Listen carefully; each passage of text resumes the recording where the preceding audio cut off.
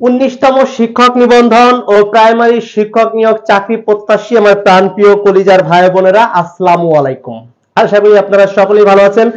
আজকের খুবই গুরুত্বপূর্ণ এবং খুবই স্পেশাল একটি ক্লাস শুরু করতে যাচ্ছি। আজকে এমন গুরুত্বপূর্ণ একটি ক্লাস শুরু করতে যাচ্ছি, মাত্র 3টা লাইন মুখস্থ করাবো এবং এই 3টা লাইন থেকেই আপনারা কমপক্ষে 500 নৈবেত্তিক মুখস্থ হয়ে যাবে। এত গুরুত্বপূর্ণ একটি ক্লাস করাবো। তাহলে বাংলা ব্যাকরণের আলোচ্য বিষয় এই কথাটা যখনই আপনার সামনে চলে আসবে এবং আপনি যদি চাকরি পরীক্ষা দিয়ে থাকেন তাহলে সবসময় একটা জিনিস খেয়াল করে দেখবেন যে বাংলা ব্যাকরণ থেকে অল টাইম প্রশ্ন আসে। সুতরাং শুরু করতে যাচ্ছি কথা না বাড়িয়ে আজকের আমাদের এই মহা গুরুত্বপূর্ণ ক্লাস। তাহলে বাংলা ব্যাকরণের আলোচ্য বিষয় এই কথাটা যখনই আপনার সামনে আসবে, বাংলা ব্যাকরণের আলোচ্য বিষয় এই কথাটা যখনই আপনার সামনে আসবে তখনই সবসময় একটা কথা প্রত্যেকে কমেন্টে লেখেন, সেই কথাটা হলো অর্ধবাস। প্রত্যেকে এই কথাটা কমেন্টে লেখেন। কতটা গুরুত্বপূর্ণ এই কথাটা, কেন গুরুত্বপূর্ণ আজকের ক্লাস করলে বুঝতে পারবেন যে আজকের ক্লাসের জন্য কি অপেক্ষা করতেছে। আজকের ক্লাসটা করলে বুঝতে পারবেন যে আজকের ক্লাসটা আপনার জন্য কতটা গুরুত্বপূর্ণ, কতটা হেল্পফুল, কতটা ইউনিক ক্লাস হতে যাচ্ছে। প্রত্যেকেই কমেন্টে লেখেন অর্ধবাস। বাংলা ব্যাকরণের আলোচ্য বিষয় যখনই আসবে তখনই আমরা এই অর্ধবাস কথাটা লিখবো। কেন লিখবো, কি কারণে লিখবো আমি বিস্তারিত বলবো, বাট প্রত্যেকে এই কথাটা প্রত্যেকে কমেন্টে লিখুন অর্ধবাস। প্রত্যেকের এই কমেন্ট দেখতে চাচ্ছি। কেন দেখতে চাচ্ছি, আমরা বাংলা ব্যাকরণের আলোচ্য বিষয় কয়টা বা বাংলা ব্যাকরণের আলোচ্য বিষয় নিয়ে সবসময় পরীক্ষায় কনফিউশন পড়ে যাই, বাট এই একটা শব্দ মনে রাখবো, সেই শব্দটা কি লিখেছে, অর্ধবাস। এখানে দেখুন সরেয়াতে প্রথম যে সরেয়া আছে সেই সরেয়াতে লিখবেন অর্থতত্ত্ব। সেই সরেয়াতে কি লিখবেন, অর্থতত্ত্ব। ওকে, এরপর দেখেন কি আছে, ধয়বতে লিখবেন হলো ধ্বনি তত্ত্ব। কি তত্ত্ব, ধ্বনি তত্ত্ব। অর্থাৎ এই যে ধর নিচে কি আছে, ব আছে, ধরাপতে কি ধ্বনি তত্ত্ব। এরপরে কি আছে, বয়কারে বা আছে, বাতে হলো বাক্য তত্ত্ব। বাতে কি বাক্য তত্ত্ব এবং শতে হলো শব্দ তত্ত্ব। শব্দ তত্ত্ব। ওকে, শব্দ তত্ত্বের আর এক নাম হয়েছে হলো রূপ তত্ত্ব। শব্দ তত্ত্বের আর এক নাম কি, রূপ তত্ত্ব। প্রত্যেকেই কমেন্ট গুলো লিখুন। এই চারটা অর্থাৎ সরেয়াতে অর্থতত্ত্ব, ধয়বতে ধ্বনি তত্ত্ব, বতে বাক্য তত্ত্ব এবং শতে শব্দ তত্ত্ব বা রূপ তত্ত্ব। প্রত্যেকেই কমেন্ট করে এই চারটা জিনিস লিখুন। তাহলে দেখুন বাংলা ব্যাকরণের আলোচ্য বিষয় কয়টা, বাংলা ব্যাকরণের আলোচ্য বিষয় হলো 4টা। যদি পরীক্ষায় আসে বাংলা ব্যাকরণের আলোচ্য বিষয় কয়টা, বাংলা ব্যাকরণের আলোচ্য বিষয় 4টা। অনেক সময় আমাদের মনে থাকে না যে বাংলা ব্যাকরণের আলোচ্য বিষয় কোনগুলো, বাট আমরা কি করেছি, জবজানি একাডেমির শিক্ষক ইয়াসিন স্যার শিখিয়ে দিচ্ছে যে অর্ধবাস যদি এই একটা কথা আমি মনে রাখতে পারি তাহলে আমি বাকি যে 4টা আছে কিভাবে 4টা হয় বিশ্লেষণ করতে পারতেছি। আর প্রান্তীয় চাকরি প্রত্যাশী কলিজার ভাই বোনেরা প্রত্যেকে এই কথাগুলো একটু কমেন্টে লিখুন।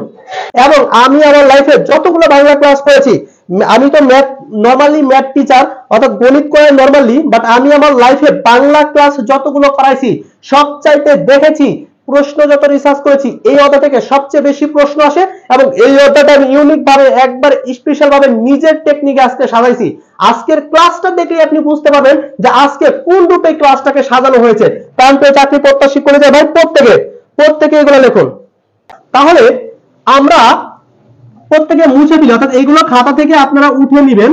প্রথমেই আমরা যে টপিকটা আলোচনা করব, আমরা 2 নাম্বারটা থেকে একটু আলোচনা করব। সেটা হলো প্রথমে আমরা শিখবো ধ্বনিতত্ত্ব। প্রথমে কি শিখবো, ধ্বনিতত্ত্ব। আচ্ছা, তাহলে আমাদের এই উপরে আর এইগুলোর প্রয়োজন আজকে নেই।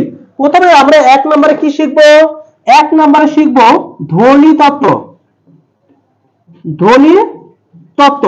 এই ধ্বনিতত্ত্ব যখন শিখবো তখন জাস্ট একটা কথা আপনারা মাথায় রাখবেন, এই ধ্বনিতত্ত্ব যখনই শিখবো ধ্বনিতত্ত্ব জাস্ট একটা লাইন, আমি কি বলেছি 3টা লাইনকে মুখস্থ করাবো।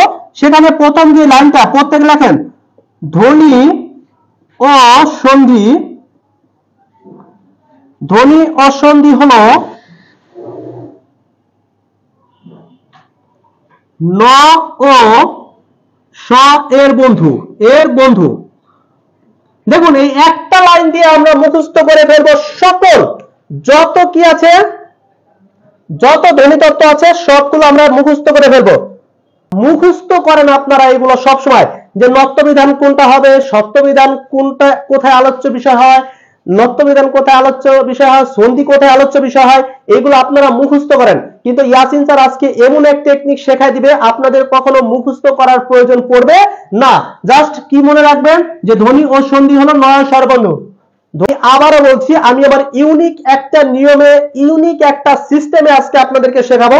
মাত্র 3টা লাইন, এইরকম ভাবে 3টা লাইন লিখে দিব এবং ওই 3টা লাইন থেকেই ইনশাআল্লাহ 500 এমসিকিউ শেষ হয়ে যাবে।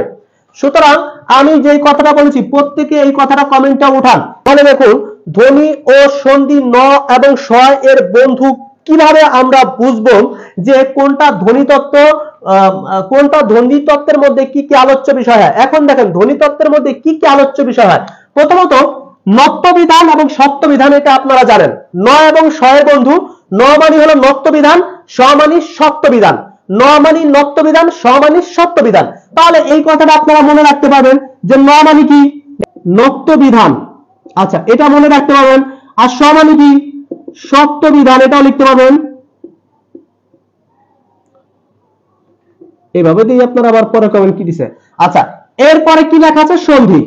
সন্ধি, তাহলে দেখুন এখানে সন্ধি পরিবর্তন। যদি কখনো আপনাদের পরীক্ষায় আসে যে নত্ব বিধান বাংলা ব্যাকরণের কোন অংশের আলোচ্য বিষয়, নত্ব বিধান বাংলা ব্যাকরণের কোন অংশের আলোচ্য বিষয়, আপনি যদি জাস্ট আমার এই লাইনটা মুখস্থ করতে পারেন, কি করতে পারেন, এই উপরের লাইনটা মুখস্থ করতে পারেন। উপরের লাইনটা কি দেয়া আছে, যে ধ্বনি ও সন্ধি হলো নয় ও শ এর বন্ধু, ধ্বনি ও সন্ধি হলো নয় এবং শ এর বন্ধু। তাহলে দেখুন এই একটা লাইন যদি মুখস্থ করতে পারেন তাহলে এখান থেকে অটোমেটিক দেখতে পাচ্ছেন নতে কি নত্ব বিধান আর শতে সত্য বিধান। আর লাইনটা কি ছিল, ধ্বনি ও সন্ধি হলো ন ও শ এর বন্ধু, তাই না? তাহলে অটোমেটিক সন্ধি আমরা এখানে কি করেছি, যোগ করেছি। এখানে কি করেছি, যোগ করেছি। এরপরে ধ্বনি রিলেটেড, অর্থাৎ এরপরে ধ্বনি রিলেটেড যে কোনো ওয়ার্ড থাকুক না কেন, এই যে কি আছে ধ্বনি দ্বারা কি বোঝাবো, ধ্বনি দ্বারা বোঝাবো হলো যদি দেখেন কোন একটা বাংলা ব্যাকরণের আলোচ্য বিষয়ের নামের মধ্যে, অর্থাৎ কোন একটা বাংলা ব্যাকরণের টপিকের মধ্যে এই ধ্বনি কথাটা সরাসরি আছে, ধ্বনি কথাটা কি আছে, সরাসরি আছে। যেমন যদি বলা হয় আপনাদেরকে ধ্বনি পরিবর্তন, পরিবর্তন যদি এরকম বলা হয়, অথবা যদি বলা হয় ধ্বনির প্রতীক, কি বলা হলো, ধ্বনির প্রতীক যদি এরকম বলা হলো, অথবা আপনাদেরকে বলা হয় ধ্বনির মিলন, যদি এরকম বলা হয় কি ধ্বনির মিলন, অথবা যদি এরকম বলা হয় যে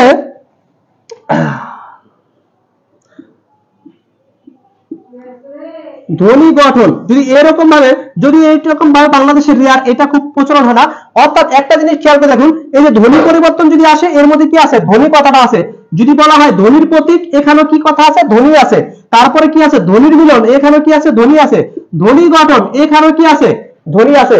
ও আবার কলিজার ভাই, কলিজার বলে একটা জিনিস খেয়াল করে দেখুন, প্রত্যেকটা কথার মধ্যে কি দেয়া আছে, ধ্বনি কথাটা দেয়া আছে। তাহলে মূল কথাটা কি ছিল, আমরা একটা লাইন শিখেছিলাম, একটা লাইন কি ছিল, ধ্বনি ও সন্ধি হলো নয় এবং শ এর বন্ধু। তাহলে এই ধ্বনি ও সন্ধি যদি নয় এবং শ এর বন্ধু হয়, নতে কি নত্ব বিধান, শতে সত্য বিধান, আর শতে সন্ধি। এখানে সন্ধি ও ধ্বনির মধ্যে কেন পরিবর্তন আছে, কারণ এই সন্ধি কিন্তু আমরা জানি যে ধ্বনির সাথে ধ্বনির মিলনকে কি বলা হয়, মিলনকে সন্ধি বলা হয়, তাই না? আচ্ছা তাহলে দেখুন এই সন্ধিও কিন্তু এক হিসাবে ধ্বনির সাথে তুলনা করা হয়। প্রান্তীয় চাকরি প্রত্যাশী কলিজার ভাই এবং বোনেরা, জাস্ট একটা লাইন যদি মুখস্থ করতে পারেন, দেখেন কতগুলো এমসিকিউ হয়ে যাচ্ছে। আপনাকে যদি এখানে প্রশ্ন করা হয় যে নত্যবিধান বাংলা ব্যাকরণের কোন অংশের আলোচ্য বিষয়, আপনি উত্তর দিতে পারছেন। সত্যবিধান বাংলা ব্যাকরণের কোন অংশের আলোচ্য বিষয়, আপনি উত্তর দিতে পারছেন। যদি বলা হয় সন্ধি বাংলা ব্যাকরণের কোন অংশের আলোচ্য বিষয়, আপনি উত্তর দিতে পারছেন। যদি বলা হয় ধ্বনির প্রতীক, ধ্বনির পরিবর্তন, ধ্বনির মিলন, এগুলা বাংলা ব্যাকরণের কোন অংশের আলোচ্য বিষয়ে আপনি কিন্তু উত্তর দিতে পারছেন। সুতরাং এই রুলটা কেমন লাগলো অবশ্যই আমি প্রত্যেকের কমেন্ট করে জানতে চাচ্ছি। এবং এখনো যারা, আমি বলবো এই ক্লাসটা আপনার লাইফের বাংলা সেরা স্মরণীয় একটি ক্লাস হবে। এখনো যারা এই ক্লাসটা শেয়ার করেন নাই, এরা কিন্তু অন্যতম ভাবে জীবনে বড় টাকা ঠকবেন। কেন জানেন? আজকের এই ক্লাসটা থেকে খুবই গুরুত্বপূর্ণ। বাংলা ব্যাকরণ যদি আপনার জানতে হয় যে কলিজার ভাই কলিজার বোন, তাহলে আজকের এই ক্লাসটা আপনার লাগবে। এই ক্লাসটা যেহেতু আপনার লাগবে, এই জন্যই আমি আপনাদের এই ক্লাসটা করাচ্ছি। আমি মূলত গণিতের টিচার, তারপরে আপনাদের এই ক্লাসটা আজকে এই জন্যই করাচ্ছি, কারণ বাংলা ব্যাকরণ যদি আপনার জানতে হয় তাহলে এই অধ্যায়টার উপরে আপনার পূর্ণ জ্ঞান থাকা লাগবে। সেই জন্য আপনাদেরকে এই ক্লাসটা আমি করাচ্ছি। সুতরাং এই বিষয়টা আপনার জানার ক্ষেত্রে আমি শর্টকাট একটা নিয়ম দিয়েছি। এই নিয়মটা আপনার কেমন লাগছে একটু কমেন্ট করে জানান, একটু কমেন্ট করে জানান। আজকের ক্লাসটা কি রকম ইউনিক একটা ক্লাস হবে। এরপরে বাকি অনেকগুলো দেবো। আপনাদের অন্যান্য টিচাররা কি করায়, আলাদা আলাদা ভাবে মুখস্থ করায়, কিন্তু আমি কথা দিচ্ছি কোনো মুখস্থ করাবো না। জাস্ট এই একটা লাইন মুখস্থ করানোর ফলে দেখবেন নিচের যতগুলো টপিক আছে আপনার সব শেষ। নিচের যতগুলো টপিক আছে সব শেষ। তাহলে ধ্বনি তত্ত্ব নিয়ে আর কারো কোনো সমস্যা হবে কিনা একটু কমেন্টে জানান, যে ধ্বনি নিয়ে আর কারো কোনো সমস্যা হবে কি না। প্রাণপ্রিয় চাকরি প্রত্যাশী কলেজের ভাই বোনেরা, ধ্বনি নিয়ে আর কারো কোনো সমস্যা থাকলে অবশ্যই আমাকে কমেন্ট করে জানাবেন। এরপরে যে জিনিসটা আমরা শিখবো সেটা আরো একটা ইউনিক জিনিস এবং স্পেশাল ভাবে আমার বানানো জিনিস, স্পেশাল ভাবে আমার সেটা বানানো জিনিস, এবং সেটা সাধারণত আমি যখন অফলাইনে বিভিন্ন জায়গায় ক্লাস করাই সেই জায়গায় এটা প্রয়োগ করে থাকি। 2 নম্বরে কি বলেছি? 2 নম্বরে আপনারা যেটা লিখবেন সেটা হলো বাক্য তত্ত্ব। বাক্য তত্ত্ব, বাক্য তত্ত্বের আরেক নাম আছে পদ প্রত্যয়, সেটা আলাদা হিসাব। ঠিক আছে, আমরা আজকে বেসিক জানবো। আমরা জব জানি একাডেমি শিক্ষার্থীদেরকে বেসিক সহকারে শেখায়, যাতে চাকরি পরীক্ষায় যে কোনো ভাবে যেভাবে আসুক না কেন আমার চাকরি প্রত্যাশী ভাই বোনেরা যাতে সেগুলো অ্যান্সার করতে পারে। তাহলে দেখুন এই লাইন থেকে আজকের পর থেকে যদি আর কোনো প্রশ্ন আসে, কারো কোনো সমস্যা থাকবে, ওকে ওকে, এরপরে একটা লাইন লিখবেন, সেটা লেখেন সবাই, যে বাবার, প্রত্যেকে কমেন্টে এই লাইনটা লিখবেন, বাবার এক উক্তিতে,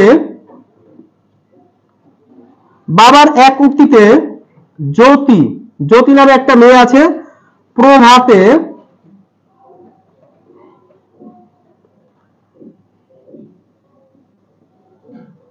বাগানে গেল। প্রত্যেকে কমেন্টে এই লাইনটা লিখুন, যে বাবার এক উক্তিতে জ্যোতি প্রভাতে বাগানে গেল। It's my special rule.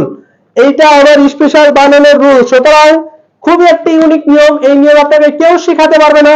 সারা জীবন অনেক কান্নাকাটি করেছেন, আজকে যে লেখাগুলো দেব আপনি নিজেই অবাক হয়ে যাবেন যে sir how can it is possible, কিভাবে জাস্ট একটা লাইনের মাধ্যমে এতগুলো এমসিকিউ শেষ। এরপরে এইগুলো মুখস্থ করার পরে আপনাদেরকে প্র্যাকটিক্যাল দেব, জীবনও ভুল করবেন না, বিশ্বাস, জীবনও ভুল করবেন না।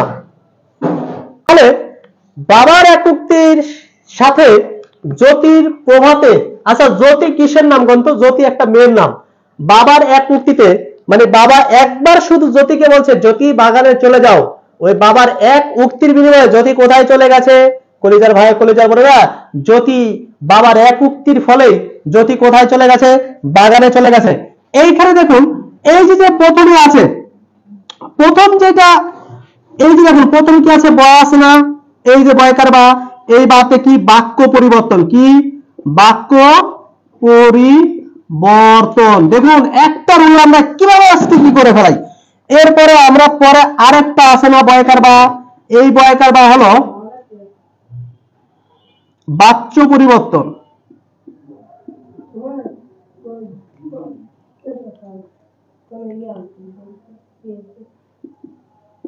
ওকে, এরপরে কি আছে? এক আছে না? এক, এক কথায় প্রকাশ আমরা সবাই জানি, এক কথায় প্রকাশ। অথবা অনেক সময় লেখা থাকে এক পদীকরণ। এক পদীকরণ মানে হলো এক কথায় প্রকাশ। আর উক্তিতে মানে কি? এটা সবাই জানে। উক্তিতে মানে হলো, অনেক সময় আমাদের পরীক্ষায় কি আসে? উক্তি পরিবর্তন। উক্তি কি আসে? পরিবর্তন আছে। এরপরে জ্যোতি, জ্যোতিতে আমরা কি জানি? জ্যোতি চিহ্ন, জ্যোতি চিহ্ন অথবা বিরাম চিহ্ন। এরপরে দেখুন প্রত হলো প্রবাদ প্রবচন, প্রবাদ প্রবচন। আচ্ছা, আর বয়কার বা গ নিবেন এখান থেকে, বয়কার বা গ, বাঘ হলো বাগধারা। বাগধারা বিশেষ করে এই জিনিসটা প্রচুর আসে এখান নিয়ে পরীক্ষায়, বাগধারা নিয়ে, যে বাগধারা বাংলা ব্যাকরণের কোন অংশের আলোচ্য বিষয়, বাক্য পরিবর্তন বাংলা ব্যাকরণের কোন অংশের আলোচ্য বিষয়, যদি আসে উক্তি পরিবর্তন বাংলা ব্যাকরণের কোন অংশের আলোচ্য বিষয়, এরপরে যদি আসে বাচ্য পরিবর্তন বাংলা ব্যাকরণের কোন অংশের আলোচ্য বিষয়। ওকে ওকে ওকে, জ্যোতি চিহ্ন, বিরাম চিহ্ন, উক্তি পরিবর্তন, প্রবাদ প্রবচন, বাগধারা, বাচ্য পরিবর্তন, এই সমস্ত কিছুই আমরা জাস্ট মাত্র কি করেছি, একটা লাইনে কনভার্ট করেছি। কয়টা লাইনে কনভার্ট করেছি? একটা লাইনে কনভার্ট করেছি। কলিজার ভাই, কলিজার বোন, যদি আপনি এই একটা লাইন মুখস্থ রাখতে পারেন তাহলেই কি শেষ? এই বাক্য তত্ত্বের যত কিছু আছে, বাক্য তত্ত্বের যতগুলো বাংলা গ্রামাটিক্যালের টপিক আছে, জাস্ট ইয়াসিন স্যারের একটা ফর্মুলা ইউজ করবেন, চিরদিনের জন্য শেষ। ও আমার কলিজার ভাই, ও আমার কলিজার বোন, এটা জবজানি একাডেমির ইয়াসিন স্যারের স্পেশাল একটা টপিক, স্পেশাল একটা নিয়ম। ভালো মতোই জানেন ইয়াসিন স্যার মানে ইউনিক কিছু শেখাবে।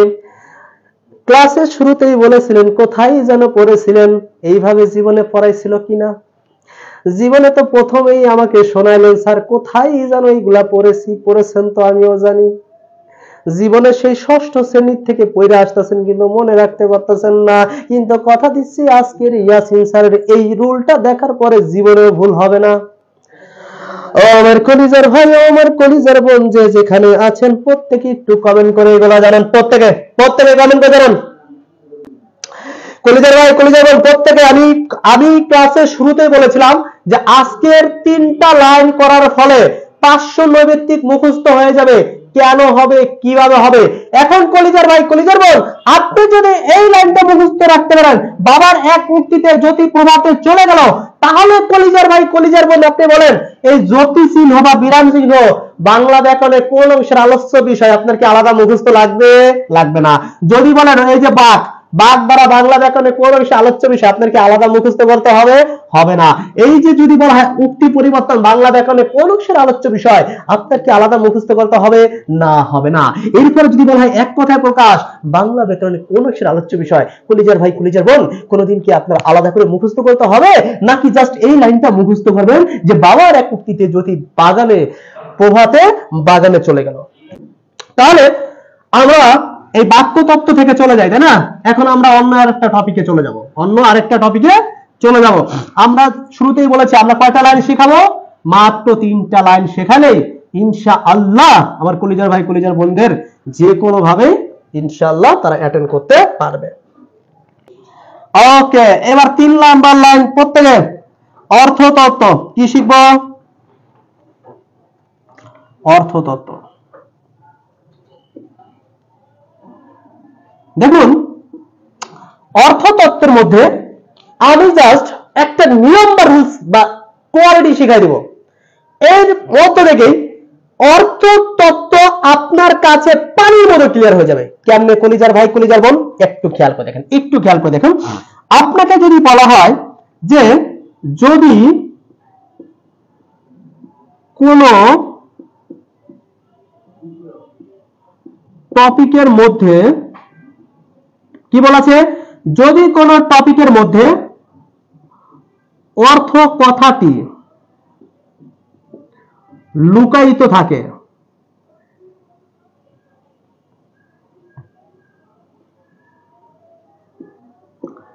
তাহলে তা অর্থতত্ত্ব হবে। প্রত্যেকে এটা কমেন্ট করেন, যদি কোন টপিকের মধ্যে অর্থ কথাটি লুকায়িত থাকে তাহলে তা অর্থতত্ত্ব হবে। কিভাবে কি হবে ইনশাআল্লাহ সেটাই দেখাবো, যে কেমনে অর্থতত্ত্বের আমার এই রুলসের মাধ্যমে কেমনে সেটা সম্ভব, সেটা ইনশাআল্লাহ শেখাবো। এই কথাটা লেখেন যে যদি কোন টপিকের মধ্যে অর্থ কথাটি লুকায়িত থাকে তাহলে সেটা অর্থতত্ত্ব। প্রত্যেকে একটু কমেন্ট করে দেবেন, প্রত্যেকে। যারা এখনো শেয়ার করেন নাই ওরা জীবনে এই ক্লাসটা অনেক খুঁজবে, ইয়াসিন স্যারের ওই ক্লাসটা কোথায়, জীবনে অনেক খুঁজবে, কিন্তু সেই দিন খুঁজে আর পাবে না। কারণ এইভাবে তো অন্য কেউ শেখাবে না। এভাবে অন্য কেউ কি শেখাবে?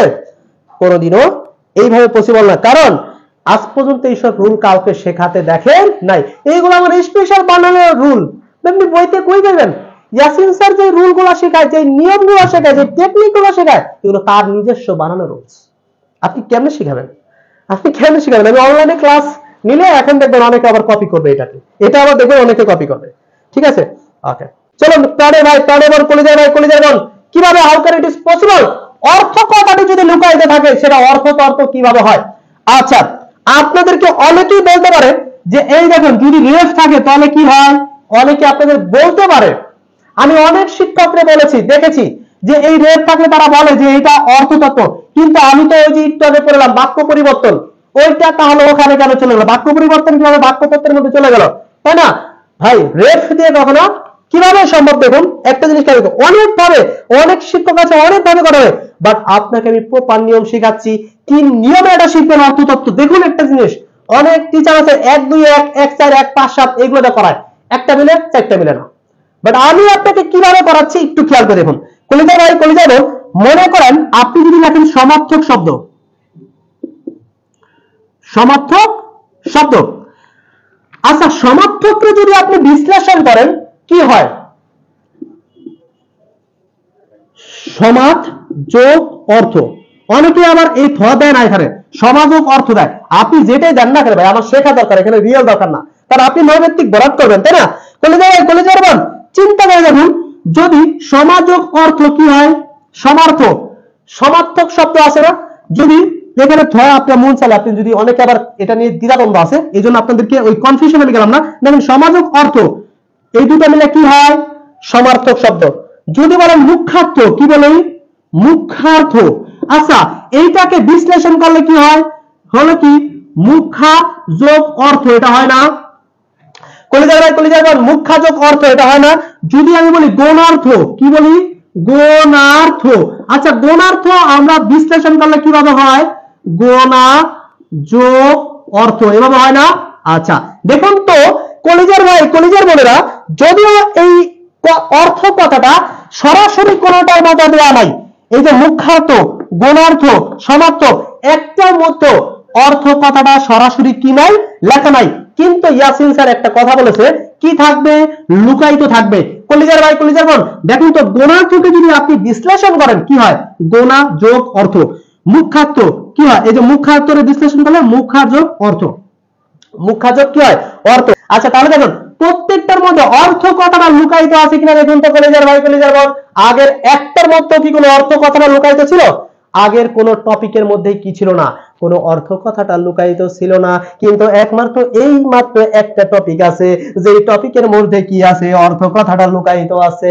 ও আমার কলিজার ভাই, ও আমার কলিজার বোন, মনোযোগ সহকারে এই বিষয়টা যদি খেয়াল করেন তবে এই বিষয়টা চিরদিনের জন্য পানির মতো ক্লিয়ার হয়ে যাবে। এই অর্থ তত্ত্ব কি বলেছি? অর্থ তত্ত্ব হলো, মনে করেন এখানে মুখ্যার্থ লেখা আছে, কি লেখা আছে? মুখ্যার্থ।